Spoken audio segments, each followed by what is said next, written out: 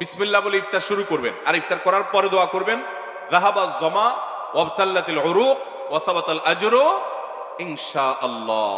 যাহাবাজ জমা ওয়াবতাল্লাতিল উরুক ওয়া সাবাতাল আজরু ইনশাআল্লাহ। আল্লাহুম্মা লাকা সুমতু আলা রিজকিকা আফতারতু, এটাও হাদিসে আছে। কিন্তু এই যাহাবাজ জমা ওয়াবতাল্লাতিল উরুক ওয়া সাবাতাল আজরু ইনশাআল্লাহ যেটা বলেছি, এইটা বেশি অনেক হাদিসগুলোতে আছে এবং সনদ দিক থেকে অনেক বেশি স্ট্রং, অনেক বেশি প্রসিদ্ধ এবং অর্থটাও বেশ চমৎকার। যাহাবাজ জমা মানে হলো আমার ক্লান্তি দূর হলো,